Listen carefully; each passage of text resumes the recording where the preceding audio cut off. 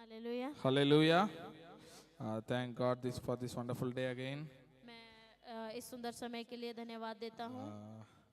God has been so good to us, परमेश्वर हमारे लिए बहुत अच्छा है and He has been blessing us, He has been guiding us, and He had guided us throughout the last week and again brought us here. उसने पूरा हफ्ता हमें संभाला, हमें आशीष दी और उसका अनुग्रह और आशीष हमारे साथ रहा इस पूरे हफ्ता और दोबारा हमें यहाँ पर उसकी उपस्थिति में आने के लिए मदद किया। And today's message is holding on to promise. Hold on to the promise that God has given to you. तो आज का वचन है कि आशीष को पकड़े रहो। जो आशीष परमेश्वर ने आपको हमें दी है उसको पकड़े रहो या थामे रहो। Hold on to the promise. प्रतिज्ञा में खड़े रहो। Hallelujah. God has given us many promises in His Word. परमेश्वर ने हमें बहुत सारी प्रतिज्ञा या आज्ञाएं दी हैं। प्रतिज्ञा। Yes. Agya is different.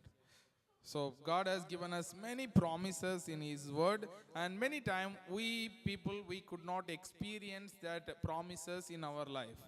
तो परमेश्वर ने हमें बहुत सारी आज्ञाएं दी है, लेकिन बहुत बार प्रतिज्ञाएं दी हैं, पर बहुत बार हम अपने जीवन में उसको ग्रहण नहीं कर पाते हैं।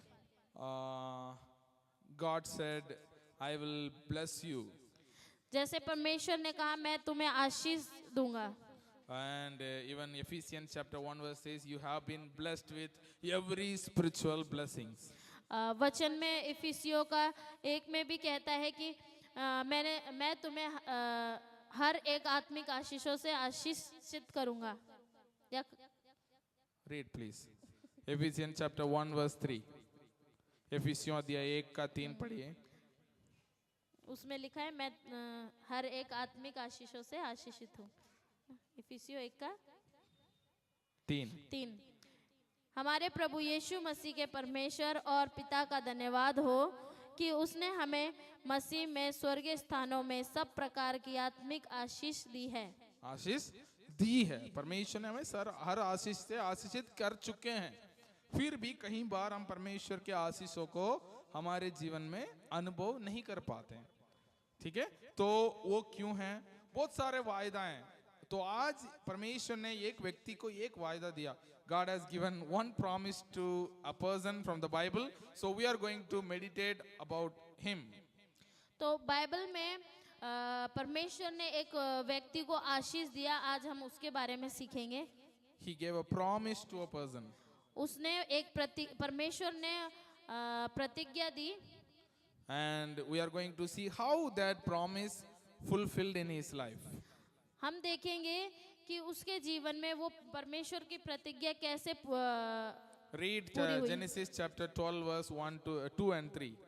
उत्पत्ति 12 का 2 and 3.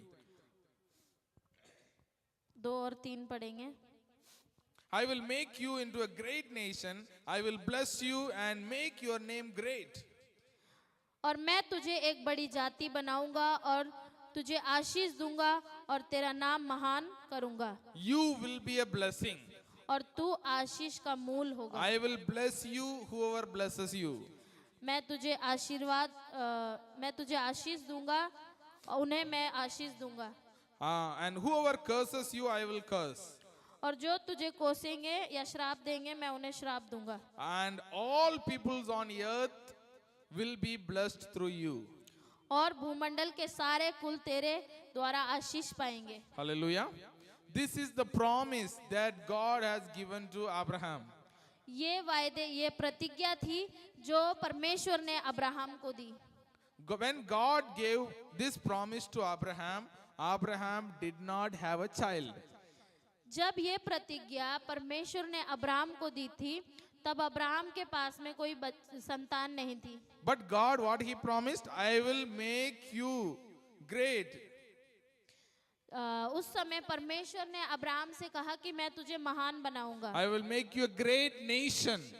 मैं तुझे एक महान जाति बनाऊंगा। From you, the great nation will be made. तो तुमसे एक महान जाति उत्पन्न करूंगा, where he don't have even one child. जहाँ पर उसके पास में एक भी संतान नहीं थी। But God said, I am going to make you a great nation. परंतु परमेश्वर ने उससे कहा कि मैं तुझसे एक बड़ी जाति बनाऊंगा। For Abraham, it is very difficult to for believe that promise. तो अब्राहम के लिए ये बहुत मुश्किल था ताकि कि इस प्रतिज्ञा पर विश्वास करें। And he is already become old, वो पहले ही बूढ़ा हो चुका था and his wife have no way she can bear a child. और उसकी जो पत्नी थी वो किसी भी तरीके से संतान को उत्पन्न करने की हालत में नहीं थी। But God gave him a promise, I will make you a great nation. पर परमेश्वर ने अब्राहम को प्रतिज्ञा दी कि मैं तुझे एक बड़ी जाति बनाऊंगा। How that promise fulfilled in Abraham's life. Abraham के जीवन में कैसे वो प्रतिज्ञा पूरी हुई। There is no hope a old woman can bear a child. कोई आशा नहीं थी उस बूढ़ी स्त्री के लिए कि वो संतान को उत्पन्न कर सके। But Bible says Abraham believed God. लेकिन बाइबल ये बताती है कि अब्राहम ने परमेश्वर की प्रतिज्ञा पर विश्वास किया। Read Romans chapter 4 verse 18 onwards. Romeo 4 से हम पढ़ेंगे। 4 का 18 से पढ़ेंगे। 4 का 18 से पढ़ेंगे। Against all hope, Abraham in hope believed and so became the father of many nations. उसने निराशा में भी आशा रखकर विश्वास किया, इसलिए कि उस वचन के अनुसार कि तेरा वंश ऐसा होगा वह बहुत सी जातियों का पिता होगा। Hallelujah. Bible says against all hope he believed in God. Bible बताती है कि उसने निराशा में भी परमेश्वर पर विश्वास किया, आशा रखा. Your situation does not decide your destiny. तुम्हारी परिस्थितियां आपकी यात्रा को नहीं बताती हैं, आपका भविष्य को निर्णय नहीं करता है. Hallelujah. Today's your destiny, your present situation will not decide what your destiny, what is your future is going to be. तो आज की जो आपकी परिस्थिति है वो ये नहीं बता सकता कि आपका भविष्य क्या होगा। According to Abraham's present situation, there was no way he can become a father. And Bible says, I will make you a father of all nations. Abraham की बाइबल के अनुसार इस समय जो परिस्थिति थी वो बिल्कुल विपरीत थी। उस समय उसकी कोई संतान नहीं थी, लेकिन परमेश्वर ने उसको प्रतिज्ञा दी कि मैं तुझे एक बड़ी जाति बनाऊंगा। Verse 19 it says, without weakening in his faith, he faced the fact that his body was as good as dead since he was about 100 years old, and that Sarah's womb was also dead. तो Bible में ये लिखा है कि वह जो 100 वर्ष का था उसने मरे हुए शरीर और सारा के गर्भ की मरी हुई की सी दशा जानकर भी विश्वास में निर्बल ना हुआ। He was 100 years old. वो 100 वर्ष का हो चुका था। Is there any possibility of having a child at 100 years old? क्या ये संभव है कि 100 वर्ष के पुरुष की कोई संतान हो? Is it possible? क्या ये संभव है? But Bible says Abraham did not weaken in his faith. लेकिन बाइबल ये बताती है कि वो विश्वास में कमजोर ना हुआ। And he believed God. और उसने परमेश्वर पर विश्वास किया। Because the promise is not given by a man, but God himself gave that promise to him. क्योंकि उसे यह प्रतिज्ञा किसी मनुष्य के द्वारा नहीं मिली, बल्कि परमेश्वर ने खुद उसको यह प्रतिज्ञा दी थी। Hallelujah. Hallelujah. In verse 20 it says, yet he did not waver through unbelief regarding the promise of God, but was strengthened in his faith and gave glory to God. तो बाइबल ये कहती है कि और ना अविश्वासी होकर परमेश्वर की प्रतिज्ञा पर संदेह किया, पर विश्वास में दृढ़ होकर परमेश्वर की महिमा की। His situation have no symptom of him becoming a blessed man, but still Bible says he hold on to the promise. He did not waver in his faith according to towards the promise of God, but he was strengthened in his faith and gave glory to God. तो Bible ये बताती है कि वो अपनी जो परिस्थिति थी, जो उसका जिस परिस्थिति में वो था, उस परिस्थिति को उसने ना देखा, बल्कि उसने अपनी परिस्थिति और परमेश्वर के प्रतिज्ञा पर संदेह नहीं किया, बल्कि वो अपने विश्वास में दृढ़ होकर उसने परमेश्वर की महिमा की। So what is your situation? तो आज आप देखिए कि आपकी आज परिस्थितियां क्या हैं। What is the promise that God has given to you? वो कौन सी क्या प्रतिज्ञा है जो परमेश्वर ने आपको दी है। Bible says you are blessed with every spiritual blessings. Bible ये कहती है कि आप हर एक आत्मिक आशीषों से आशीषित हैं। Bible says you no need to seek anymore, no need to be sick anymore, because Christ has bore your sickness in his body so that you can live a healthy life. तो Bible बताती है कि आपको जरूरी नहीं है कि आप बीमार रहें, क्योंकि यीशु मसीह ने हमारी सारी बीमारियों को खुद पर उठा लिया ताकि हम चंगे हो जाएं। Hallelujah. You no need to live a poor life because Christ has become poor for you so that you can live a rich life. तो बाइबल ये बताती है कि आपको गरीबी में रहने की जरूरत नहीं है, क्योंकि प्रभु यीशु मसीह पहले ही आप हमारे लिए गरीब बन गया ताकि हम अमीर रहें। These are the promises I am remembering you. ये प्रतिज्ञा है जो हमें याद रखनी चाहिए। So these are the promises I have. I am remembering you so that you can hold on to that promise. तो मैं ये सारी प्रतिज्ञा आपको याद दिलाना चाहता हूँ कि आप इन प्रतिज्ञाओं को थाम लें, so that you can also experience God's promises fulfilling in your life. ताकि आप जान ले कि परमेश्वर क्या है, इन प्रतिज्ञाओं को हमारे जीवनों में पूरा करता है और कर दिया है। Hallelujah. So Bible says in verse 21 it says, being fully persuaded that God had power to do what he had promised. तो बाइबल ये कहती है, और निश्चय जाना कि जिस बात की उसने प्रतिज्ञा की है वह उसे पूरा करने में भी सामर्थ्य है। Hallelujah. God has the power to fulfill the promise that he has given to you. परमेश्वर के पास वो सामर्थ्य है कि जो प्रतिज्ञा उसने दी है उसको पूरा करें।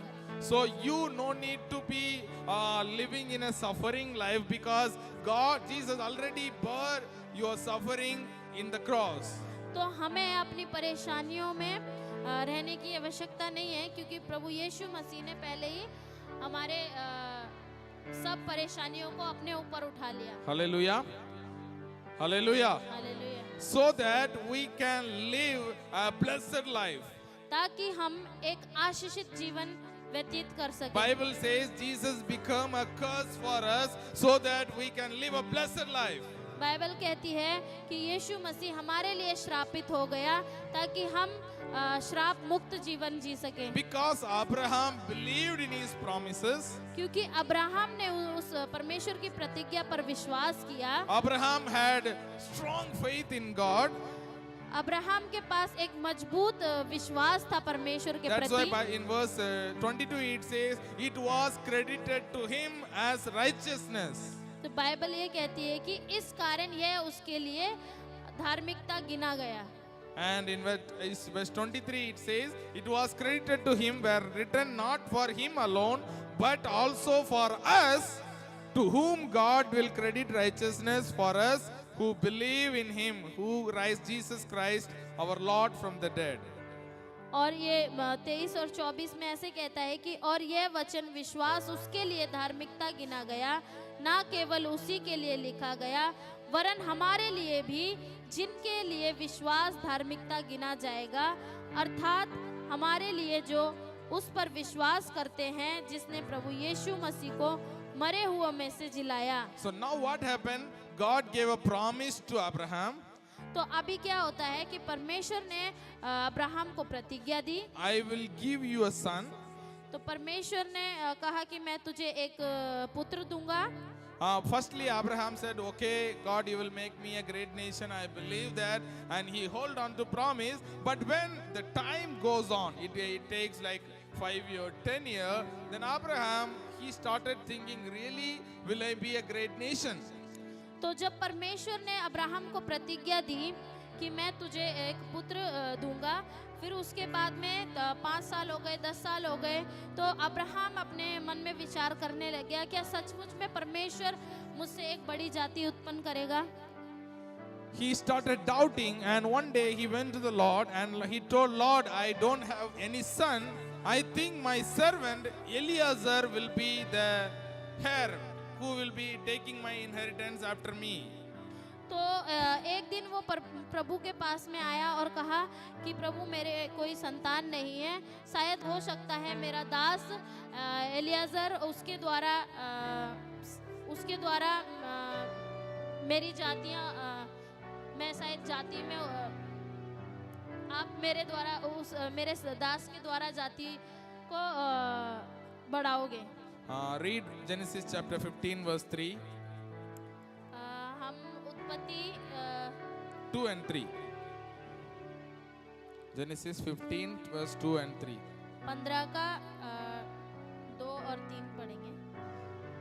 अब्राहम ने कहा, हे प्रभु यहोवा, मैं तो निर्वंश हूँ और मेरे घर का वारिस यह दमिश्क वासी एलियाजर होगा, अतः तू मुझे क्या देगा? और अब्राहम ने कहा, मुझे तो तूने वंश नहीं दिया, और क्या देखता हूँ कि मेरे घर में उत्पन्न हुआ एक जन मेरा वारिस होगा. Hallelujah. So now Abraham is telling to God, Lord, you did not give me, as you promised, you did not give me the son, so my servant will be the heir, inheritance of my all properties or everything. After me, he will continue my generation. तो Abraham ने कहा कि मैं तो निर्वंश हूँ और मेरा कोई वारिस नहीं है, तो मेरा जो दास है एलियाजर, उसके द्वारा मेरी क्या है, मेरा वंश आगे बढ़ेगा. But God says no. पर परमेश्वर ने कहा नहीं. I have promised you through your son, your generation will go ahead. तो परमेश्वर ने अब्राहम से कहा कि नहीं, मैं तेरी खुद की संतान के द्वारा ही तेरे वंश को आगे बढ़ाऊंगा. Read chapter 15 verse 4. हम 15 का 4 पढ़ेंगे. तब यहोवा का यह वचन उसके पास पहुंचा, यह तेरा वारिस ना होगा, तेरा जो निज पुत्र होगा वही तेरा वारिस होगा. Hallelujah. God remembers his promise again to Abraham. परमेश्वर ने जो प्रतिज्ञा अब्राहम से की थी, दोबारा अब्राहम को याद दिलाई. Abraham tried to remember God. Lord, that is not possible. Maybe you change a little bit the plan so that my servant can become my heir. तो अब्राहम ने सोचा कि परमेश्वर से कहा कि ये अभी तो ये संभव नहीं है कि मेरी खुद की संतान हो, इसलिए मेरे दास के द्वारा, जो मेरा घर का ही व्यक्ति है, उसके द्वारा परमेश्वर मुझे एक बड़ी जाति बनाएगा. Don't change your plan according to your situation. तो अपने व्यक्तिगत परिस्थितियों के द्वारा अपने हम प्लान को चेंज ना करें. God's promise will happen in your life no matter what is going through in your life. परमेश्वर ने जो प्रतिज्ञा दी है वो जरूर पूरी होगी, चाहे आपकी परिस्थिति कुछ भी क्यों ना हो. What doctor says, what the report says doesn't matter. Doctor आपका क्या रिपोर्ट देते हैं और क्या कहते हैं, उससे कोई मतलब नहीं. Bible says you will have a healthy life, then you can have a healthy life. क्योंकि वचन कहता है आपका जीवन स्वस्थ होगा तो आपका जीवन स्वस्थ होगा. If you have, Bible says, Bible promises you can live a blessed life, then you can live a blessed life no matter what you are going through now. यदि बाइबल कहती है कि आपका जीवन आशीषित होगा तो आपका जीवन आशीषित ही होगा.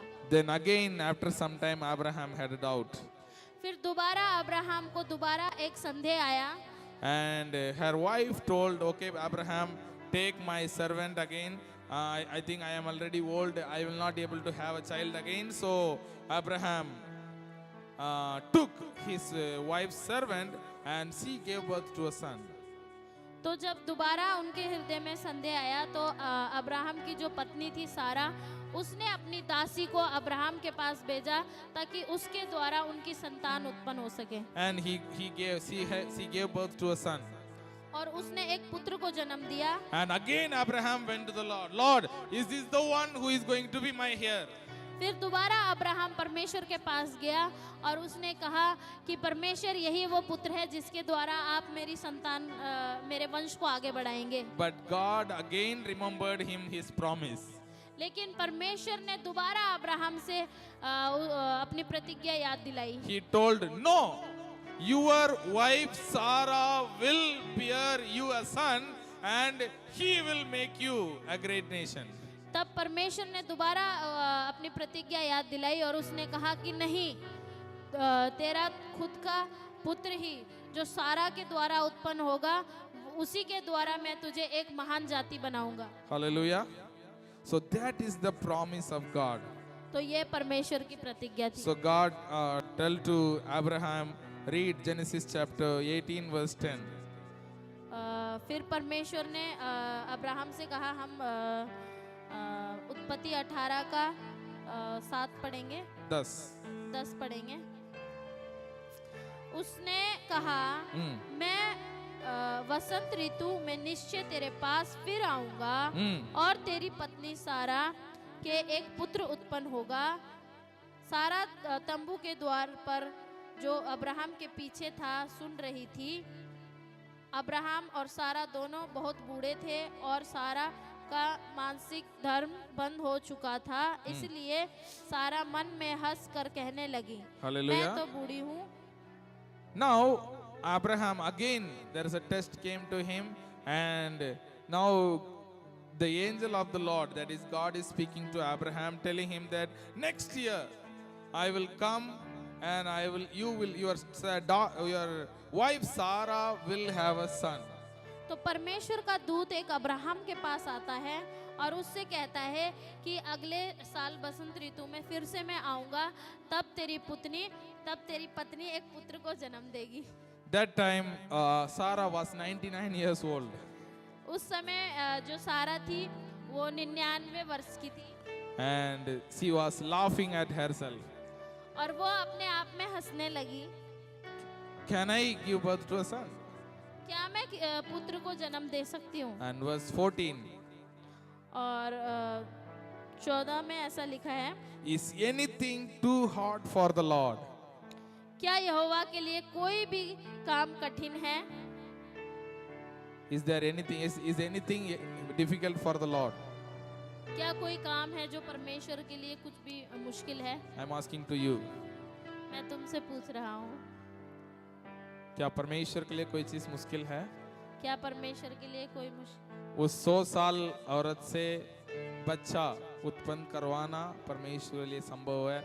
आज आपके परिस्थिति को बदलने के लिए भी परमेश्वर संभव है। वो असंभव को संभव करने वाला परमेश्वर है। Hallelujah. And it said, I will return to you at the appointed time next year and Sarah will have a son. तो परमेश्वर के दूत ने कहा कि मैं इस बसंत ऋतु में फिर दोबारा मैं तेरे पास आऊंगा, तब तेरी पत्नी पुत्र को जन्म देगी। And if you read the passage, if you go to home and read, Bible says exactly the next year Sarah had a son. He gave birth to a son and Abraham named him Isaac. आप घर जाकर इस Bible से ये पूरी कहानी के पढ़िए तो आपको और अच्छे से समझ आएगा। उसमें लिखा है कि अगले साल जब परमेश्वर का दूत आया तो उस सारा ने एक पुत्र को जन्म दिया और उसका अब्राहम ने उसका नाम इसहाक रखा। Hallelujah. What God has promised, it will fulfill in your life. जो परमेश्वर ने प्रतिज्ञा आपको दी है वो जरूर पूरी होगी। Hallelujah. Hallelujah. No matter what you are going through. फर्क नहीं पड़ता कि आप किस परिस्थिति से गुजर रहे हैं। No matter what your situations of your job is, or your present situation of the family is. तो उससे फर्क नहीं पड़ता कि आपकी क्या परिस्थिति है, आपके हालात कैसे हैं, आपका परिवार में कितनी मुश्किलें हैं। Bible says, I will bless your children, Bible ये कहती है कि मैं तेरे संतान को आशीष दूंगा and your children will be crown of your old life. और बाइबल ये कहती है कि वो तेरे बुढ़ापे में तेरा सहारा बनेंगे। Hallelujah. So that are God's promises. तो ये सारी परमेश्वर की प्रतिज्ञा हैं। So don't look at your children now and say, oh, how good, will he be good in the end? Will she be good in the end? Don't think like that. तो आप आज की परिस्थितियों को देखकर, आज अपने बच्चों को देखकर ये ना सोचिए क्या ये भविष्य में एक अच्छा व्यक्ति बनेगा या नहीं। You bless them with God's promises. आप उन्हें परमेश्वर की प्रतिज्ञा के साथ उन्हें आशीष दीजिए। It is God's responsibility to change their life. ये परमेश्वर का काम है कि उनको आशीष दे और उनको अच्छा व्यक्ति बनाए। Hallelujah. So hold on to God's promise. परमेश्वर की प्रतिज्ञा पर खड़े रहो। Hold on परमेश्वर की प्रतिज्ञा को पकड़े रहो and believe in Him. और उस पर विश्वास रखो। Keep on proclaiming God's promises in your life. परमेश्वर की प्रतिज्ञा को अपने जीवनों में घोषणा करते रहो। Always speak God's promises upon your life. और अपने जीवन में परमेश्वर के वचनों की घोषणा करें। And God is faithful to fulfill His promises. और परमेश्वर विश्वास योग्य है कि अपनी प्रतिज्ञा को पूरा करें। It will fulfill in your life. वो हमारे जीवन में उसकी प्रतिज्ञा को जरूर पूरा करेगा। It is you who will delay the promises.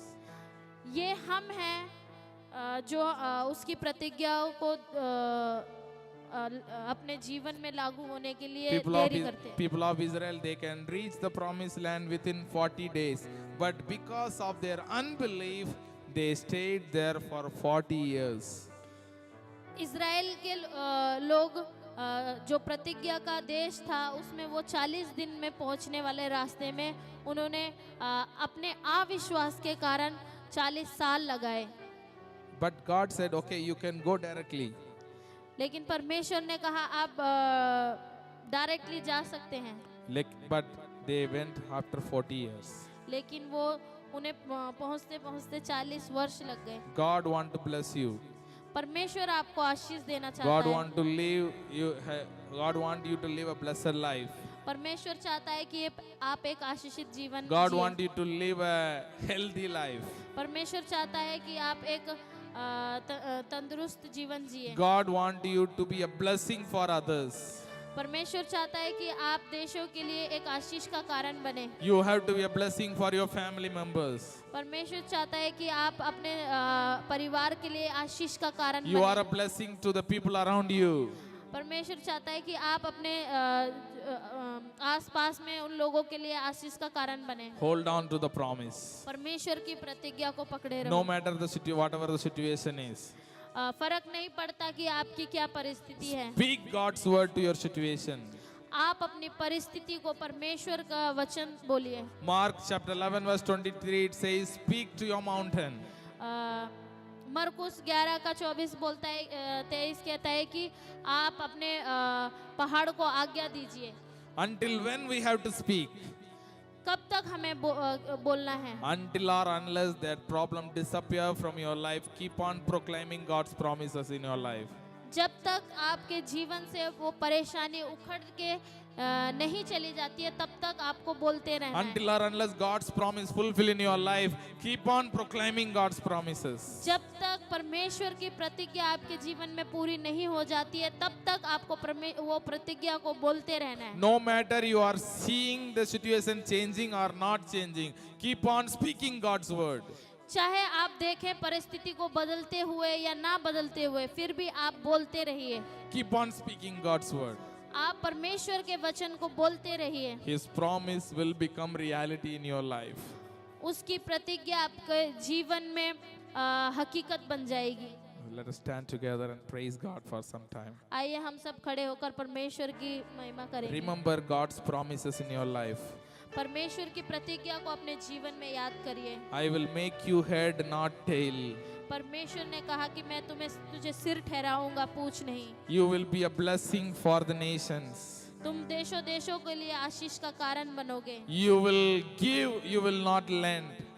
तुम देशों को उधार दोगे और उनसे लोगे नहीं।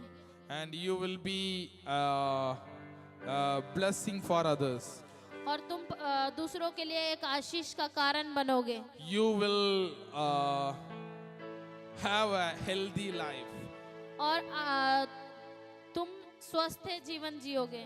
You will experience what is impossible for you. और आप उस चीज को अनुभव करोगे जो आप सोचते हो कि ये हमारे जीवन में बहुत मुश्किल है या असंभव है। Bible says nothing is impossible for the Lord. वचन कहता है कुछ भी परमेश्वर के लिए असंभव नहीं है। He can make anything, any difficult thing possible for you. परमेश्वर आपके लिए कुछ भी जो मुश्किल है उसको वो कर सकता है। But you hold on to God's promise. पर आपको परमेश्वर के वचन को, परमेश्वर की प्रतिज्ञा को थामे रहना है। I am थोड़ी देर प्रार्थना करें। Hallelujah, hallelujah.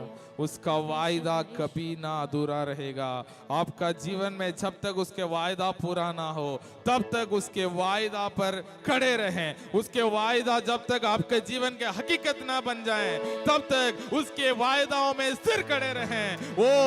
उसने कहा मैं तुम्हें सर बनाऊंगा। जब तक आप सर ना बन जाएं, जब तक आप दूसरों को देने वाले ना बन जाएं, जब तक परमेश्वर के वायदा में स्थिर खड़े रहो, आप परमेश्वर के महिमा को आपका जीवन में देखोगे, परमेश्वर के आशीष को आपका जीवन में देखोगे। आपके शरीर भले ये कह रहा हो आप बीमार है, लेकिन परमेश्वर के वायदा को आप आपके जीवन में घोषणा करो। मेरे शरीर में बीमारी को अधिकार नहीं है। यीशु मसीह के कोड़े खाने से मैं चंगा हुआ हूँ। इसे घोषणा करें। जब तक आपके शरीर से बीमारी ना निकल जाए तब तक इसे घोषणा करते रहें। आप गरीबी में हैं, आप परमेश्वर के वचन के घोषणा करें। प्रभु यीशु मसीह मेरे लिए गरीब बना ताकि मैं अमीर बन सकूं, ताकि मैं दूसरों को आशीष का कारण बन सकूं। जब तक ये आपके जीवन की हकीकत ना बन जाए तब तक इस वचन को आपके जीवन में घोषणा करते रहें। वो परमेश्वर की वायदा है, वो कभी अधूरा नहीं रहता है।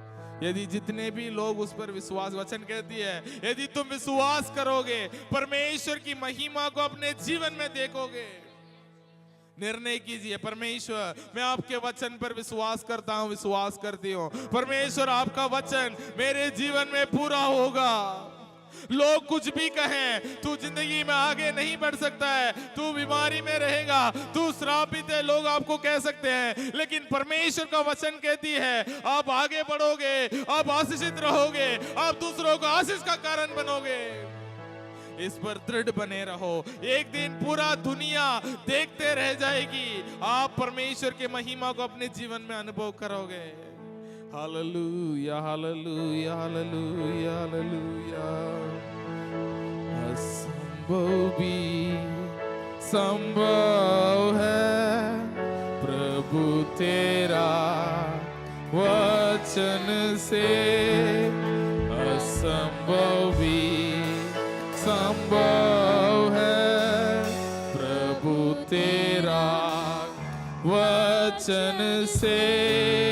मजबूत पहाड़ हिल जाएगा, भयंकर आंधी भी थम जाएगी। मजबूत पहाड़ भी हिल जाएगा, भयंकर आंधी भी थम जाएगी। सारा सारी महिमा मुझ में असंभव को करने वाला की सारी स्तुति, सारी प्रशंसा मुझ में स्थिर रहने वाला की।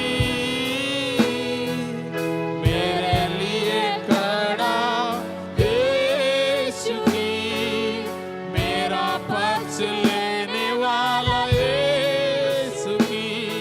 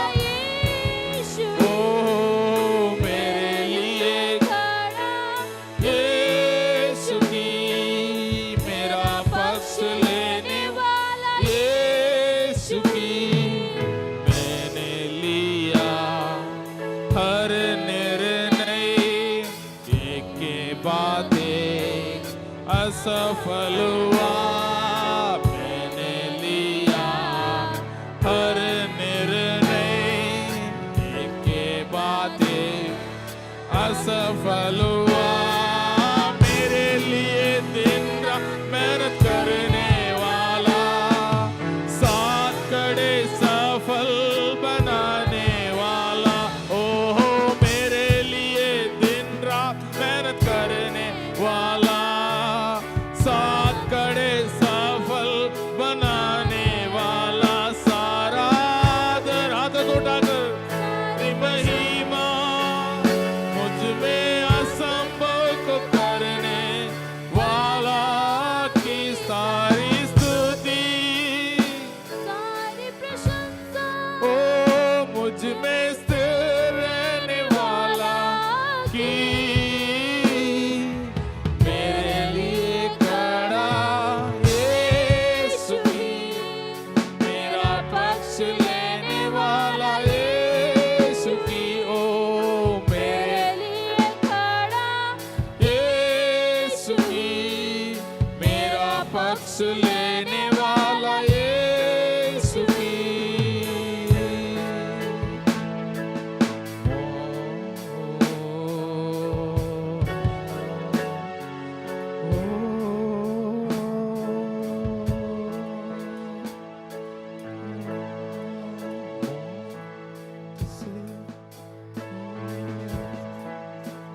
मौत से बचाया तूने, जीवन नया है दे दिया,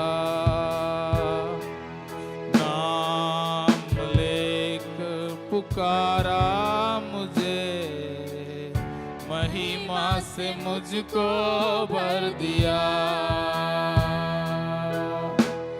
मौत से है बचाया तूने, जीवन नया है दे दिया, नाम लेकर पुकारा मुझे, महिमा से मुझको भर दिया, करुणा भलाई तेरी सदा रहेगी मुझ पर,